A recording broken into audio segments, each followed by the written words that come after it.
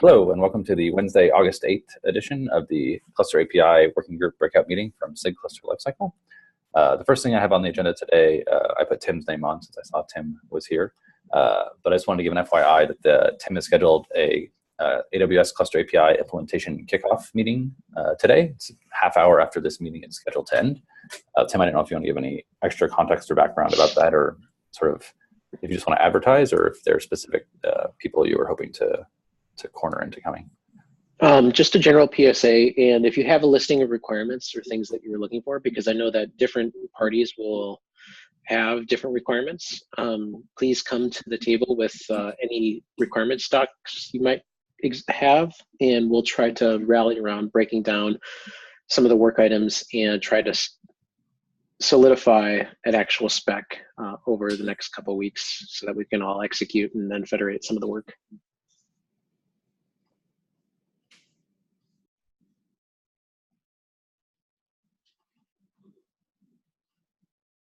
Awesome. So next, I saw from the notes from last week that there was some more discussion about using auto-scaling groups on Amazon in particular, and talk about rate limits. And I did want to mention that there's someone at Google who has started doing a prototype implementation, mapping machine sets and machine deployments to managed instance groups, which is sort of the Google Cloud version of auto-scaling groups, and just sort of starting to explore what that would look like. And we'll have some more to share in a couple of weeks. And I don't know if anybody's been working on doing a similar mapping for ASGs, but I think it would be useful to see sort of how sort of close the APIs and so forth work, and how close the user experience is using individual machines with VMs and using the degrouping concepts on provider environments to support those. So we're sort of using this as a way to test out what the difference looks like on GCP, where we do have the existing implementation using machine sets and a single machine controller. So I just wanted to share that is happening. I don't think we have anything more to share yet. I haven't had a chance to look at the code yet myself, but someone is working on that. So if people are interested, please let me know. And if anybody's interested in doing that for other environments, that would be great too.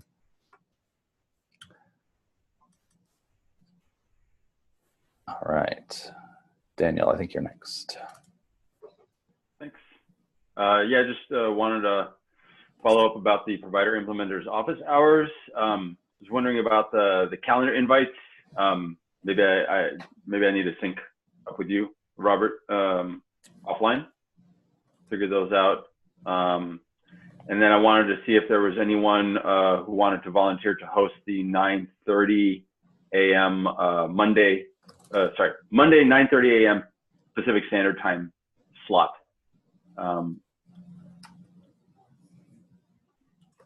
Anyway, you can respond on the mailing list or in the Slack channel. And otherwise, we met yesterday on the Tuesday 12 p.m. PST slot. And I think last week, actually, and yesterday, there was some sort of Zoom issue. So I'm using the Cluster Ops account to host the meeting, and it looks like people initially, when I started hosting the meeting, when people tried to join, they were getting this error from their Zoom client saying another meeting is in progress. So I don't know if anyone is familiar with that error, or what, if I'm doing something wrong. I ended up, I think, closing my Zoom client, stopping the meeting, restarting it, and it seemed to at that point let people in. I don't know if anyone's had a similar problem, but if you have, let me know. And that's about it from my end. Thanks. Dan, are you keeping meeting notes for that at all? Yeah, absolutely. Okay. Can you stick a link to that in chat? Yeah, I will. I'll put it in the chat. I have a link to the meeting notes in our, I guess, top level doc. But yeah, let me send a link for that to the channel. Excellent. Okay, I see the link from the top level doc. That does it. I'm creating a calendar thing for you right now before I forget. Thanks very much.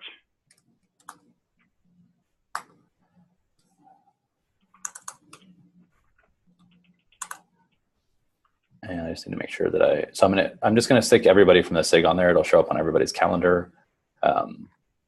Feel free to ignore it if it's not something you're interested in.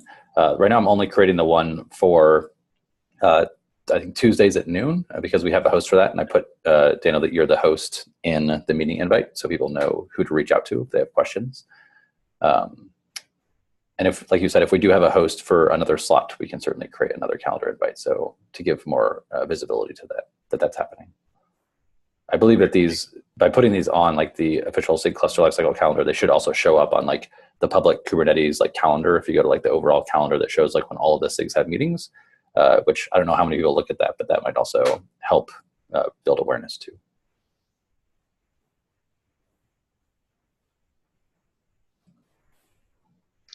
Is the office hour where we would go to ask about design questions?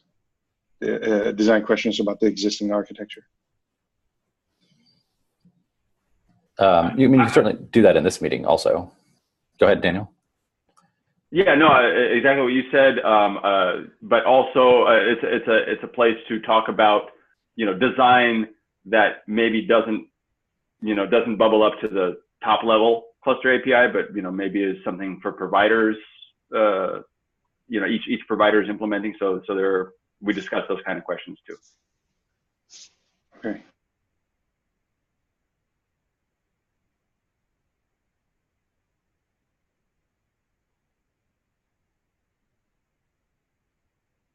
All right. If there's anything else about that, Hardik, what's next?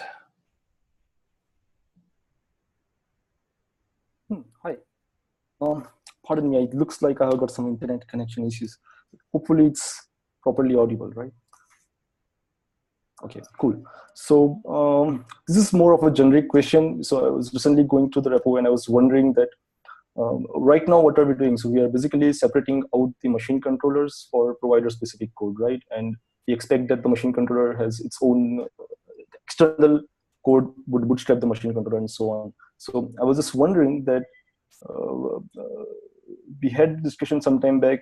Why not have a driver-based implementation where we can still, I guess, share the machine controller code centrally, maybe in the controller manager, and yet we can expose a driver in a way that, let's say, you can make a gRPC driver separately where you can just execute the create, delete, and whichever interface we want to execute, and that driver could basically execute that and it could still work. So was just wondering what's the view on it. So it's just that right now is too much of the freedom given to the machine controller, which can bring a lot of where we could actually kill the homogeneity of the machine controllers, but part of the code could still be shared in the controller manager, and you can just expose the drivers outside with the gRPC calls. So right now we have like the machine controller generic code, and there's an interface for the actuator, right? I think it sounds like what you're talking about is basically making that actuator interface something that we're actually going to adhere to and call it over gRPC and put the common code maybe in a binary that everybody has to run. And I think right now you have the flexibility of saying, if I want to use a common code, I can start there and implement the actuator interface and use that as a machine controller. Or I can say, I want to just write my own machine controller from scratch. So I guess I'm wondering what you think the pluses and minuses are of switching to a model where we sort of force you to use that actuator interface versus giving you the option to use it if you want to have a reusable code. So one of the things I could think of is that we know that the machine controller is still the one of the most important building block in the entire cluster API stack, right? And whatever we would have under, let's say, Kubernetes 6/cluster API would be, I believe, would be monitored by a much larger audience. Everybody would try to make that code as much good as possible, but the provider-specific code, which is outside, which would have attention of only very small or specific set of people who are aware of there, right? And there are possibilities that if we miss out on certain either design level questions or miss out on certain nitty-gritties there, then it can affect the entire experience of the cluster API. But if we ensure that the real machine controller, the working part of the machine controller is still shared, It is just the, let's say, the implementation of the create, delete, and certain methods of the machine, which is being controlled by the provider specific code, which is residing externally, then we somehow are reducing the risk there. And one more thing could be that if you want to add a new, if you want to add support for a new cloud provider, right? Then with this kind of approach, it becomes really straightforward. Somebody just has to take the template from the other guy, implement the create and delete, and that's all about it. Right? So I think from the maintainability perspective, it would be nicer, and we can still have a better hold on the complete experience of the cluster API, because I see that possibility that if tomorrow XYZ cloud provider kicks in and writes the code for there, and if it's not properly maintained, then it affects the entire experience. Right? So just wondering on that. Yeah, Tim suggested in chat an alternative sort of technical implementation to gRPC would be a simple set of webhooks, which I know is something that both of those are solutions that the Kubernetes community has embraced. Right, there are lots of places in the core where we use webhooks, and there are also places where we are starting to use gRPC. So I think either one of those would be fine. I'm trying to think. So right now we have the provider-specific repositories, and presumably this would it might slightly reduce the amount of code we'd have in those repositories, right? I mean, if I look at the GCP one right now, we vendor in the cluster API code, which vendors in the common parts of the machine controller, and then we basically write the machine actuator, .go file and implement the actuator interface, and then compile those things together. And I think that would be pretty similar in this model, either with webhooks or RPC, where you'd vendor in. You have to vendor in the main repo to get the definitions for that gRPC interface or for the webhook, and then you would still implement that. But you'd probably build your own binary at that point, and then you have to glue them together, right? So I think that would be the biggest difference. Is the deployment model would be slightly different, right? Yeah, deployment model would look slightly, though not really different, because this would also be, it can also still be seen as machine controller drivers or something like that, which is just running separately. Just that the real bootstrapping is still taken care by the core controller manager that's still in our control, and that can take the right decision if needed. It's just that if something is really wrong going right and left, then the machine controller, which is still shared and is still in the original repo, which is /cluster API, we have complete hold on that. I think the reason why I would propose webhooks is it allows people to do POC grade environments really, really easily without having to subscribe to the entire API. So that way you could basically have stubs that do nothing in the default controller, and then you can register webhooks dynamically, similar to the way the API registers dynamic webhooks. And if you can do that, then you can basically create your actuator in an incremental fashion for the different lifecycle events and deal with it independently. So it's super useful for a prototyping and a rapid prototyping type environment, which I think most people are kind of in because we're not even in alpha yet. So I know there's a lot of work being done, but yeah. So that's very good example. So that's actually very good points. I would try to connect it with what we have done in MCM. So we had the same thing. So we have made it a driver based, but we still have it in tree. But we could, because it's a driver based and it's a certain set of methods which has to be implemented. Let's take to create and delete VMs. Then we could just implement one client library, which let's call it manage VMs. And if external provider ensures that manage VM, create VM, manage VM space, create name of the VM works well, then it's indirectly ensures that it will work also with the original set of controllers, because this client is just only about either webhooks or making a call to the external driver. So you don't have to worry about the rest of the stack of the cluster API. So so that will really increase the adoption. It's just really quick. We've internally chatted about this as a potential push that we might want to do. I think maybe logging an issue, and then if you want to CC me or other folks from Heptio on it, I think we'll happily chime in on this. But I think that sort of make the standard controller as generically hookable as possible is something that, from a prototype perspective, is super useful, and we've chatted about it internally too. Okay.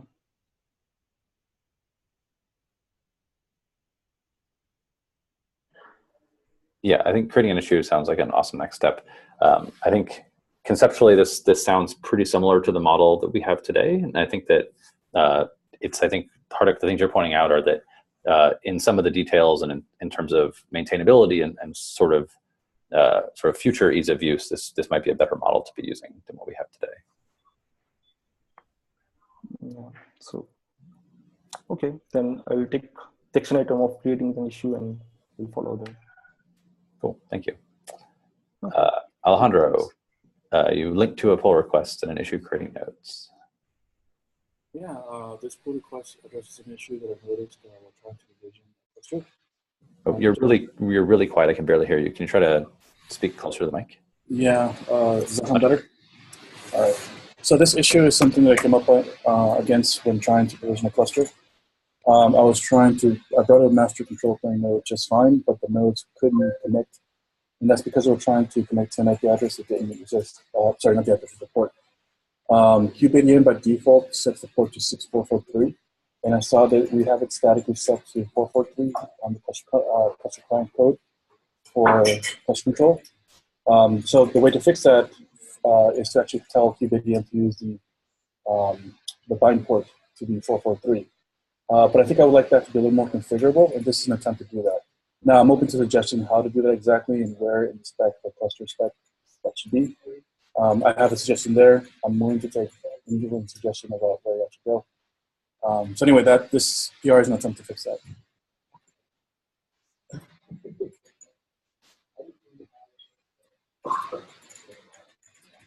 So there have been a couple comments on this PR. Initially, I was hesitant to change the generic API, but after thinking about it more, it seems reasonable to add an API endpoint to the cluster spec.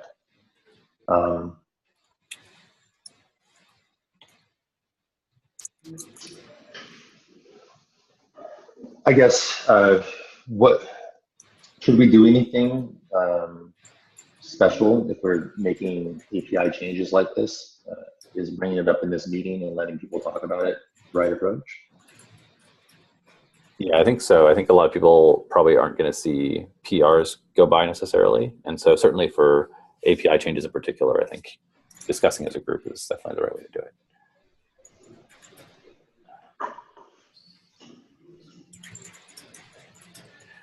So right now the API endpoint is in the cluster status, and it's actually a list because presumably you could have multiple API endpoints, and so this is adding it basically to the spec as well. Is that right? Right. Cluster spec. Okay.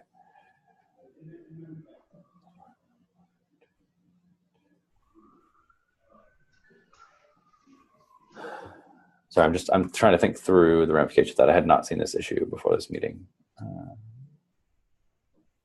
Yeah, I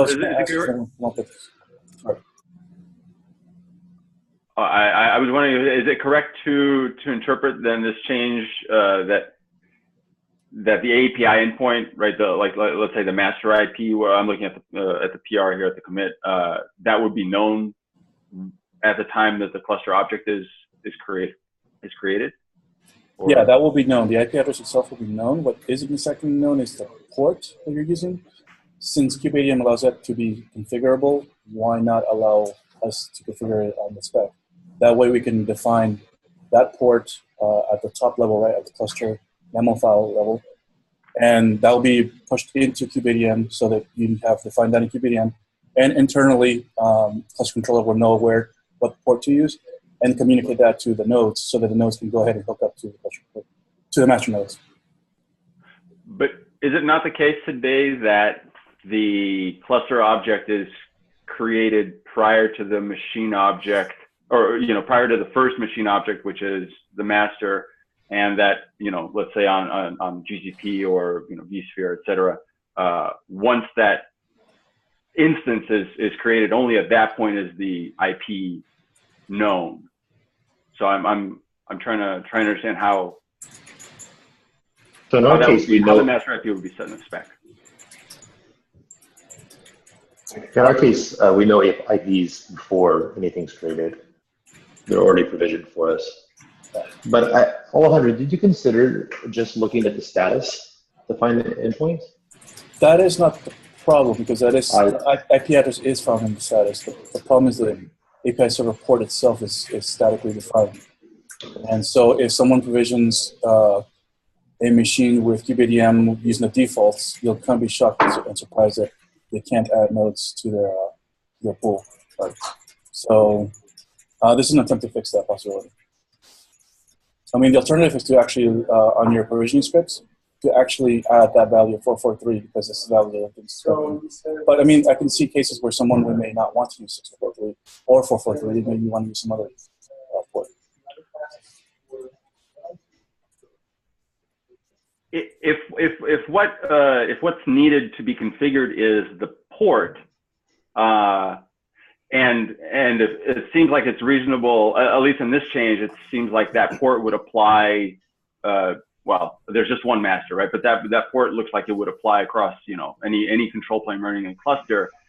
Would it actually be, you know, a reasonable compromise to say, you know, have the control plane, let's say the API server port in the spec, and that can be defined at, you know, at the time that the cluster object is created, and then that would be consumed by, you know, the actuator, et cetera, when configuring whatever bootstrapping the control plane. You're describing exactly the change I'm making here.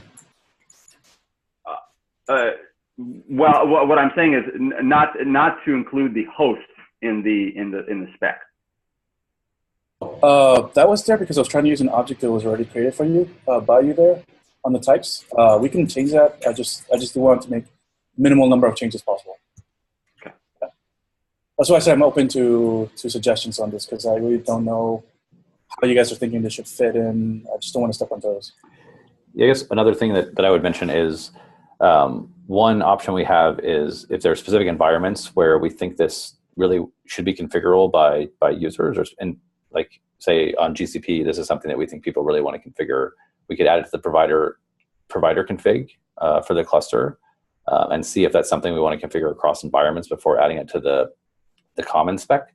I kind of wonder if it makes more, like right now, you're right, the port is hard-coded, and that's sort of tied into the fact that we are passing specific flags to kubeadm init that sort of match that port.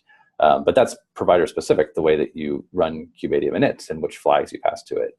And so it seems like what you want here is for the thing that's responsible for bootstrapping that control plane to be consistent in how it bootstraps the control plane and how it reports the status of that control plane. Does that make sense? That's right.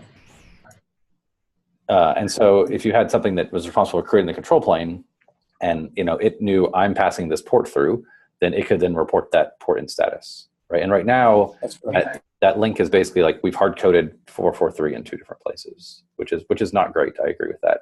But I wonder if that should be hidden from the user, and we don't sort of put the burden on the user to know what that port is and have to enter that port as part of the spec, but we just let the system that's creating the cluster create it in a way that's it's reported consistently. I would agree with that, but it all depends on what tools people want to use and how their security models are, right? Yeah, so I guess I'm wondering what your use case is. Are you creating a cluster sort of using kubeadm by hand and then adding the cluster API stuff on top of it? Or are you trying to use extctl to create the cluster and having that run kubeadm in it for you? The latter. And in your case, it's using kubeadm init, but it's binding to a different port, like it's binding to 6443. It's using the default set by kubeadm. So we have a provisioning script that actually brings up, that defines the configuration for kubeadm. We didn't set the value. We used default values, and the default value is 6443, not 443.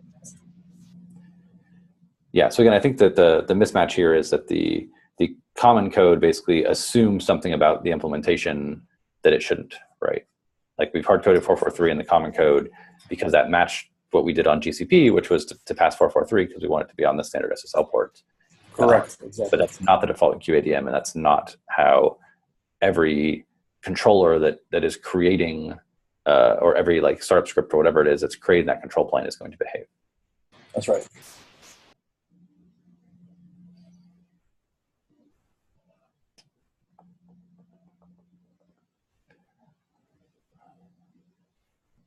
So there's another open issue that's somewhat related, which is that we'd like for a controller to be able to populate the endpoint of a cluster so that we don't have to be able to implement the common interface. I can't remember what the issue is, but there are basically two functions we're trying to get rid of so that we can make cluster-ctl actually be generic and not have to be have providers compiled in.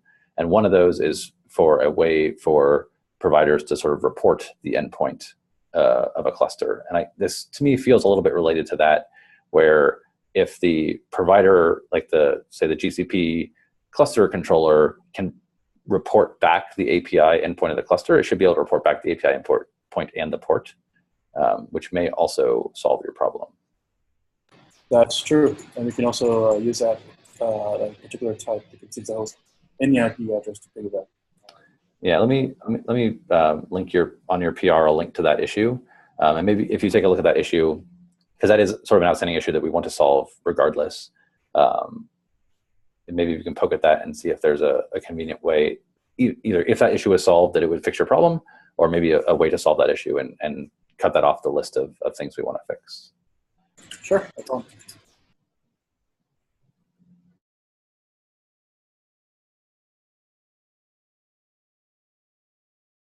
Dana, I see you typing into the meeting notes. Are you summarizing, or is there something you wanted to say?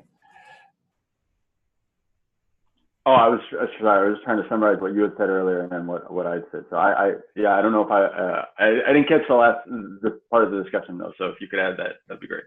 Okay, I just want to make sure you weren't typing instead of talking for the recording. Any other thoughts about this one?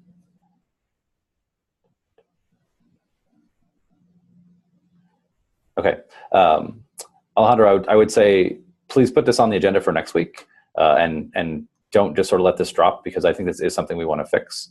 And if we can't find a different way to fix it, then I think we should circle back to whether it makes sense to put it in the spec. But I think we should first see if there's sort of a more elegant way to fix it where we don't have to put it as part of the spec. Sure, sounds good to me. Thanks. All right, next we have Loke.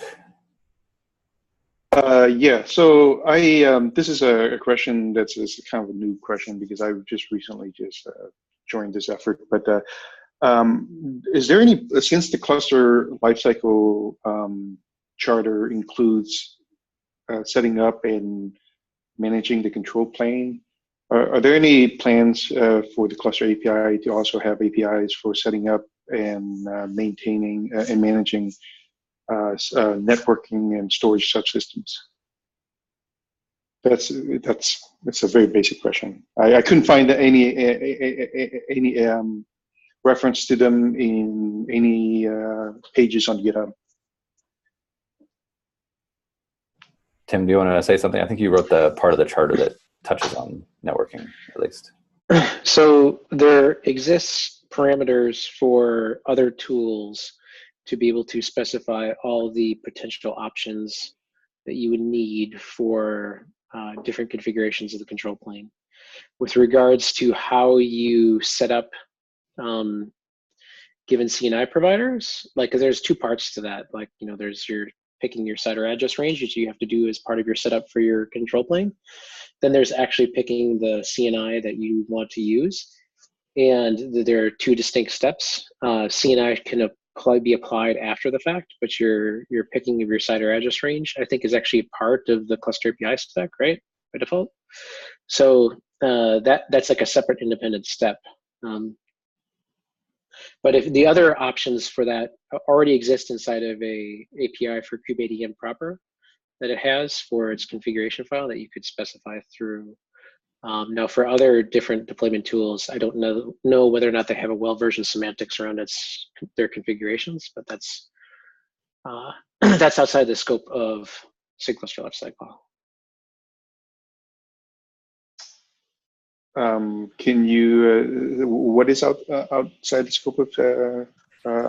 There's a million deployment tools that exist in the universe, and we capture ones that we can pieces that are common that we maintain and control. So like I can speak to details of how kubeadm is versioned, I cannot speak to details of how other deployment tools do their versioning for configuration for their control plane components. Okay. I think another way to think about this is that to actually create a functional cluster, you certainly need to have networking. And you probably want to have storage. And if you look at what we're doing today, setting up the networking is provider specific, right? So the networking that we're going to set up on GCP is going to look a little bit different than on AWS, which is going to look a little bit different than on DigitalOcean, on Azure, et cetera, et cetera. And so that's part of the provider specific cluster controller when you create that cluster. And I would expect there to be options in each of those provider specific blobs for how to configure the network. So like on GCP, for instance, since I know those APIs pretty well, you would probably say, I want my cluster to be in this network, in this subnetwork, in this GCP project, right? So those are all sort of networking fields. Now, as a provider implementer, we may or may not want to say, you get to pick Calico versus Weave versus Flannel versus whatever other CNI provider.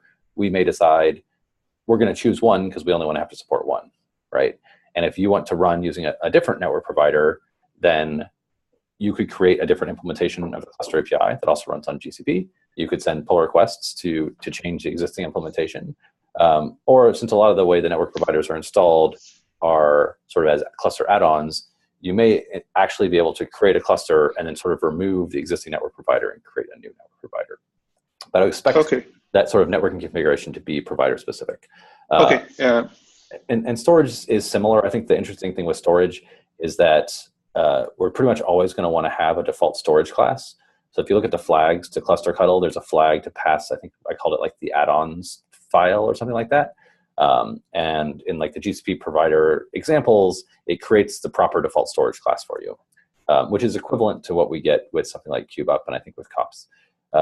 For other providers, we can't create a generic default storage class because it depends a little bit more on the environment. Like, so I know in the vSphere one, I added a storage class, but it's like a half filled out YAML file because it depends on your particular parameters of your vSphere installation. And so that one you have to like tweak a little bit by hand, and then you'd apply that storage class. But again, in the end, you'd get a default storage class. I think in terms of like CSI providers, like Tim said, like that's something that the SIG storage team would be involved in supporting. And from our point of view, as a provider of the Cluster API, we might go to SIG storage and they might say, you should use this one, and we would install that one. At the moment, the extent of that is the default storage class. But maybe there's more we need to do there in the future. Okay, that's all I wanted. Thanks. I have a small follow-up question in this same thread, if it's okay. Yes, go ahead. So we talked about the CNI implementation, like for the provider, user could, may want to choose a CNI. I mean, what are your thoughts on, for example, in the spec itself, if there was a well-defined parameter which could specify for the given provider, say what CNI do you want to use, and of course up to the provider could choose to say implement just one CNI or a number of CNI that are available, right? And whoever is now using the Cluster API to deploy the cluster, they could just specify in the spec that, okay, for example, I want Flannel as a CNI, and if that provider implements it, sure, they'll get it out of the box. I mean, is that okay? We've explicitly done a lot of work in the core to basically separate out, to allow more choice and options, and to allow it to be a post-process thing. So setting up the control plane does not require you to have a CNI predefined, and those parameters and options for that CNI might change over time. So by willfully federating or not making those choices in the beginning, it allows more options to the user, and it allows us to not have to configure these things. And it's a post-process thing. And CSI is planning to move that way too as well. So that way we can lay down the control plane and then you can apply. Now, how a given implementation for a provider chooses to do their business within their provider config, totally up to you, right? Yeah, but I would argue that we do need some kind of representation there, because I mean, one thing that it's like right now there's no any representation of what does this network provider run in the cluster, and if it does it have certain pods associated with it, right? And what sort of network does it actually provide, and such things. There's no like even just like sort of finding out, is this cluster running Weave or Flannel? It's something that is kind of very ad hoc really. Do we have like a raw extension concept applied to the cluster spec? Sorry, say that one more time. You were a little soft again. I'm sorry. Can we have a raw extension thing that's applied to the spec, something that could be provider specific? Yes, so we do have that. There is a provider-specific raw extension in both the cluster spec and in the machine spec. And that's what I was saying before. Is I think this in that provider-specific part of the cluster spec is probably where you'd want to put this. And I think if we start to see some common patterns emerge across different providers, then it would make sense to sort of promote that to the top-level spec and say this is something we want to be consistent across providers. It's not clear to me yet whether all providers are going to want to allow choice of CNIs or whether they're going to sort of pick one. Because again, the test matrix starts to kind of explode if you say we're going to support 5 different CNIs and 5 different storage providers and 5 different container runtimes. Right, that's why it should be provider specific, right? And raw extension would be something that very provider specific and something that people can go ahead and extend as they wish without having us to be beholden to their choice, right? Exactly, right. So I think certainly we should start out with it being in the provider-specific pieces. And so if there's a demand to run 2 or 3 different CNIs declaratively, say on AWS, then we build that into the AWS provider-specific piece. And if that looks like something that we should make common across providers, then we can think about promoting it up. I think I'm much more in favor of us sort of bubbling things up that way and actually seeing real use of them in a single provider before we make them a generic thing that we sort of force all providers to inherit and implement. Yeah, I agree in that part. It's just sort of like, I think there's currently a lack of any representation of the network within the cluster, while actually the network provides some critical functionality and it's often important. For example, right now I'm working with EKS a lot, and I work on eksctl, which I want to talk about a little bit.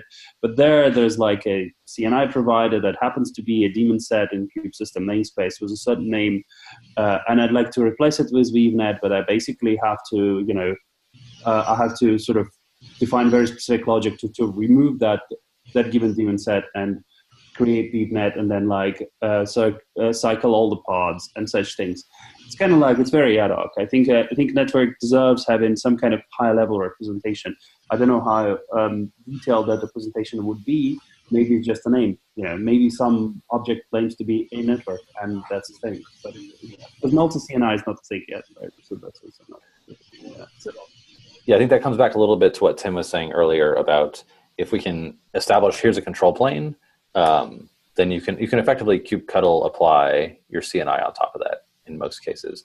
And so if the cluster controller implementation defaults to kubectl applying Calico, and you want to kubectl apply Weave, then what you can do is you can put a flag in the provider config and send a pull request, add a flag, and kubectl apply Weave instead of Calico, and now you've got your choice declaratively for users, right? And so I think the question is there demand from users to have that choice, and how do we specify it in the spec, right? Is it a name? Is it a name and a version? Like, I think there's a little bit of a rabbit hole to go down there, and I want that to be explored sort of in the sort of safer space, if you will, of provider config, where it doesn't have rippling effects to everybody until we have seen sort of how it works in practice, right? Yeah, absolutely.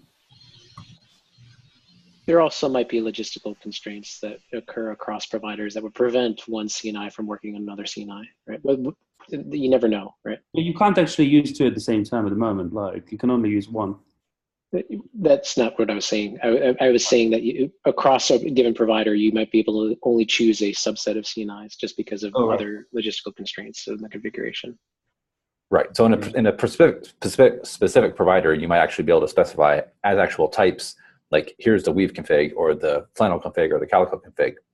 But if you want to make that generic and apply to all environments, it's going to have to, probably just be strings, right? And then you have a lot less sort of type safety, and you can't put, specific, configuration bits you might want to apply to one unless you're doing like a map of string to string, and it becomes sort of a less, I would say, less strong API contract at that point too. So the way we are doing right now is actually via the Bootstrap process, the Bootstrap script itself.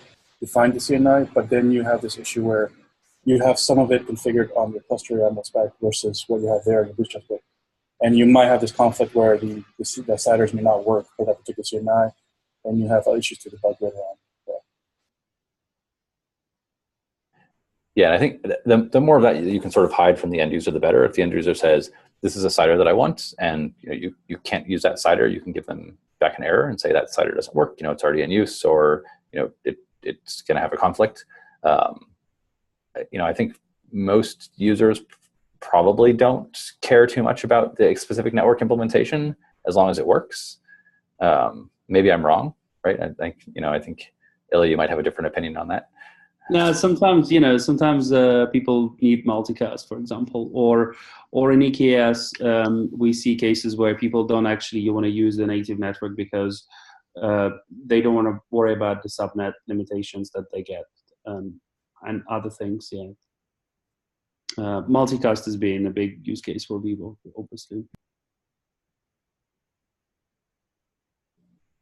Cool. Well, I think we should definitely explore what it would look like to make the CNI and the networking configuration sort of part of the spec and how that ripples down. And maybe since you guys are working on EKS, maybe it would make sense to do that in the AWS provider to start and sort of see what that looks like, and then present that to the community.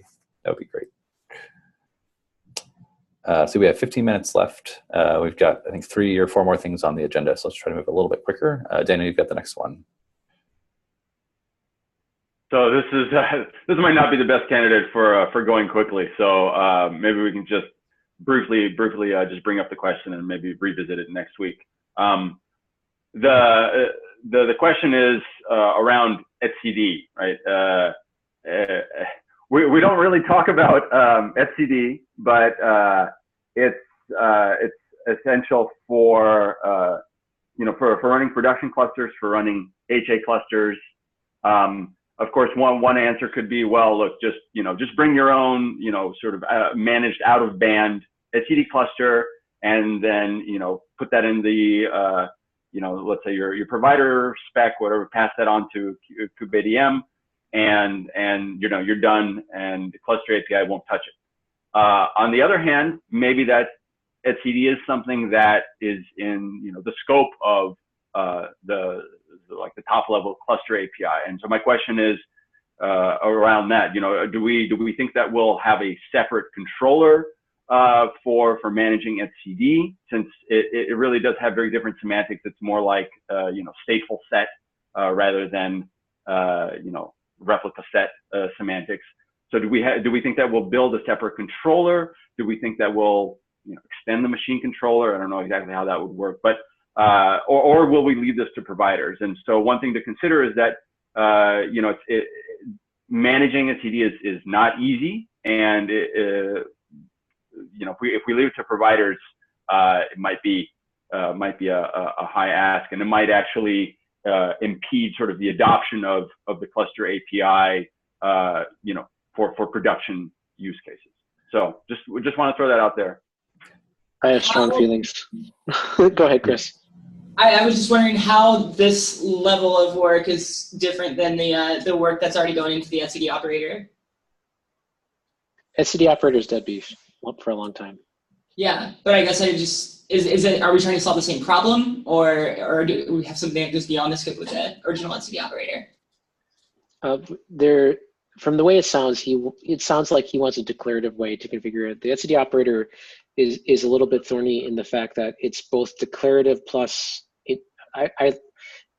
it's on cluster, which caused other problems, right? It's self-hosted. So there's 2 separate issues. the declarative management of etcd, I think, is a worthwhile topic, but I think it's totally orthogonal at this point to the cluster API.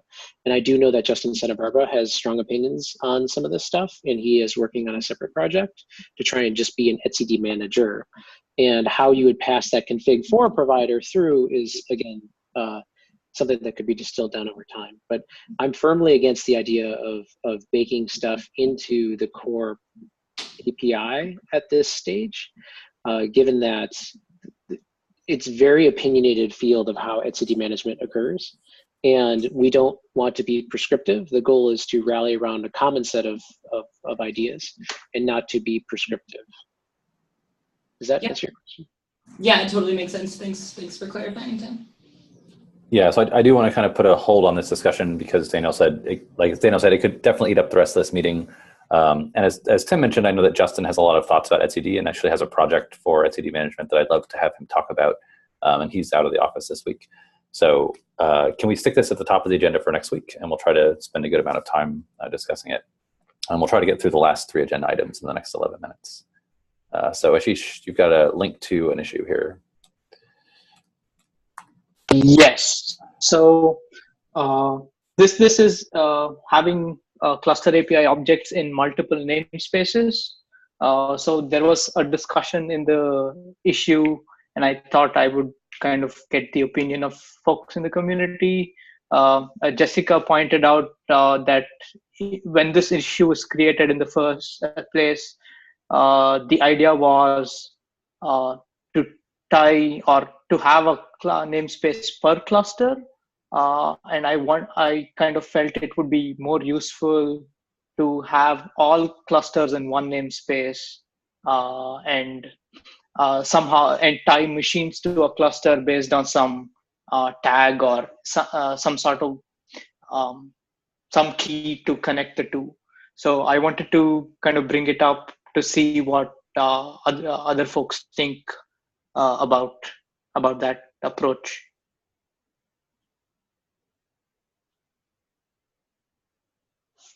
My first thought was that why is it namespaced, right? I'm sorry? My first thought was why is it namespaced? What does it actually mean? Yeah. So from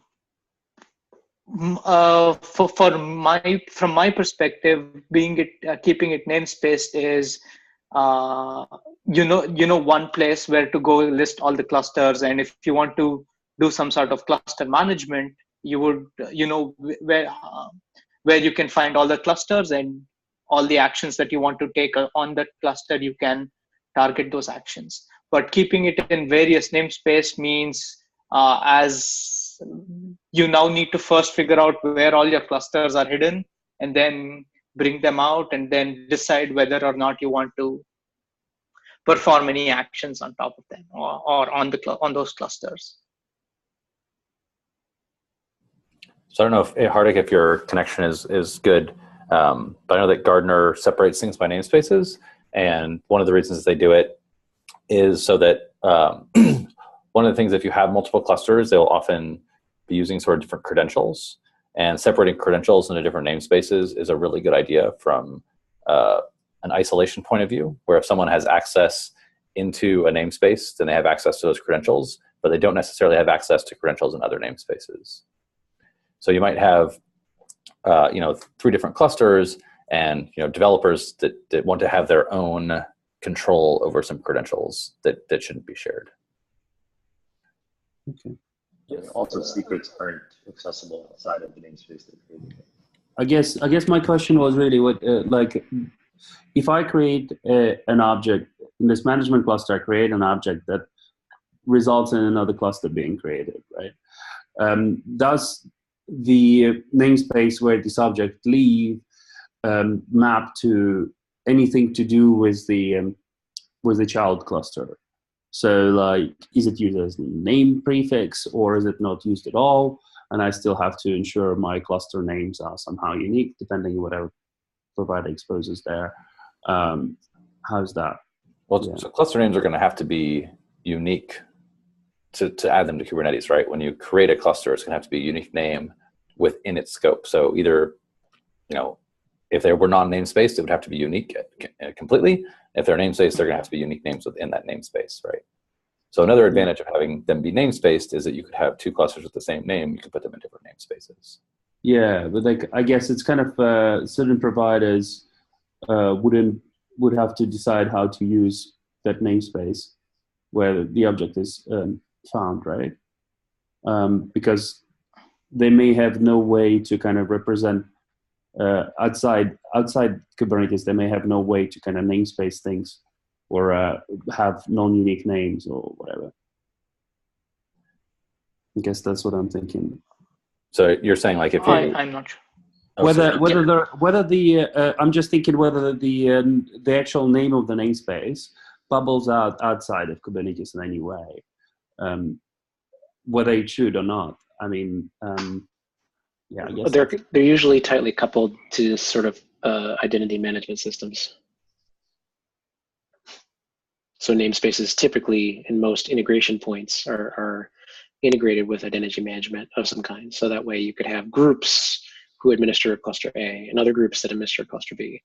And there's a million identity management systems. So the integration is glue outside of that typically.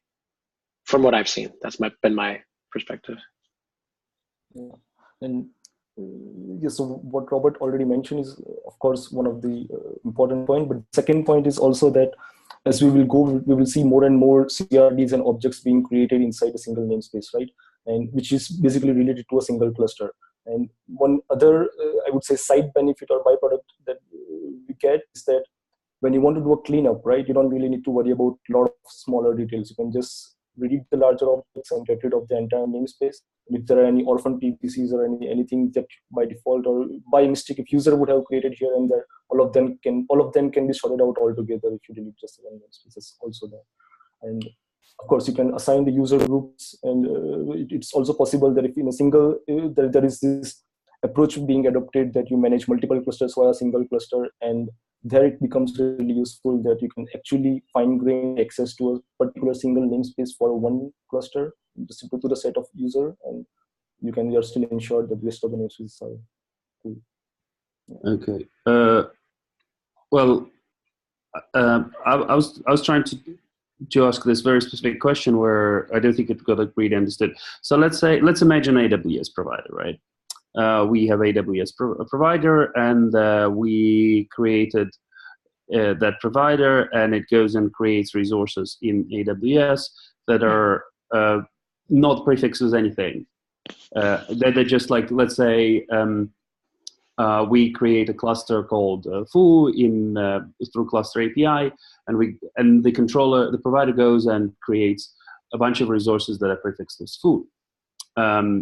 Now somebody creates foo in another namespace, controller can't do anything.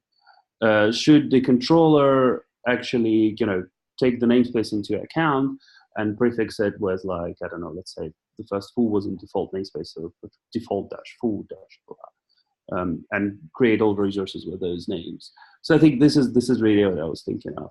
That was really my question. Yes. So we had a problem like this in GKE, and the way we solved it was you take the user provided name, so in this case foo, you shorten it if necessary, because a lot of times users want to use really long names, and then you append at least part of like the UID onto that to make it unique. And then the prefix that you use for creating resources in your cloud environment will not be reused, because it's a combination of the user provided name, which might be reused, and a UID, which would not be reused. And all Kubernetes objects have a UID in them, so it's pretty easy to take part of that and use that as part of your prefix. Yeah, I mean, this was very hypothetical, right? But I think this is kind of important for implementers to understand. I think actually in AWS, now that I think of it, in certain cases this wouldn't really matter. It would matter more like cloud formation stacks potentially, but not for other things where you don't actually have to supply names.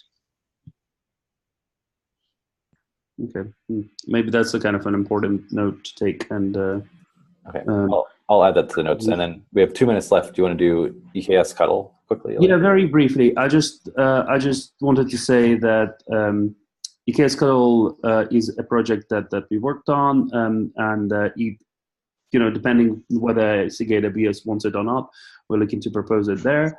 And what I really wanted to say here is that we have a plan to implement cluster API support in eksctl. And and I think it would be an interesting one because it would be the kind of provider where you don't have to manage control plane, and you can leverage all sorts of things in AWS to actually implement it. And you mostly kind of have to implement some kind of node set controller or whatever the name for that thing is. Just wanted to say that it's on our roadmap, not the nearest term, but somewhat soon. And if anybody interested to get involved or just has thoughts about it, please do let me know, and I'll try to join these calls more regularly from now on. Yeah, we're having an AWS kickoff in 30 minutes, and we've discussed the idea of different implementations and backends. We'd love to chat. Yeah, cool. All right, we got about 1 minute left. Shishu, you got the last thing. We'll see how much of it we can do in a minute. That's not super important. We can push it out to next week. All right. But I'm not sure where we landed on the multiple namespaces thing. Do we still want to keep a namespace cluster, or how do you want to do it? I know Hardik mentioned the access control, or multiple people mentioned access control, but wouldn't access control be something that you would implement or enforce in the internal cluster than in the external cluster? And also, how would pivoting work if we create a namespace per cluster? Maybe.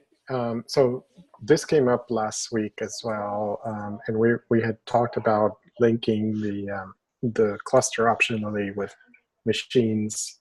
And I think that the agreement that we had gotten to before was that it could be an optional reference, for in some cases where you do want to have the reference from the cluster, from the machine to the cluster or not. But it's probably needs a little bit more time to discuss than 1 minute, or well, now it's 0. Yeah, this definitely has been discussed before. I'd point you to issue number 41. I linked it to your issue. And I think if you search back through the meeting notes, that you'll see some notes from when we had discussed this before. And I think Cesar is correct in that the agreement we came to before was that we do want to have the option for making them more tightly linked via a reference, but that we don't necessarily want to force that reference to be there. And if we find that everybody's using the reference, we can change it from optional to required. But there might be use cases where you don't want to have a reference or you don't care about having a reference. Okay, I'll take a look at the issue that you linked. And I'll try to find the section in the meeting notes and stick a link directly to there into your issue as well. Okay, perfect. Thank you. Cool. All right, we are a minute over, so we're going to call the meeting here. Thank you everyone for coming. And again, one more plug for the meeting in half an hour to talk about the AWS implementation. I think a lot of people are probably interested in getting this running on AWS, and we definitely want to make sure people are rowing in the same direction. So thank you everyone for coming, and we'll see you guys all next week. Here. Right. See ya.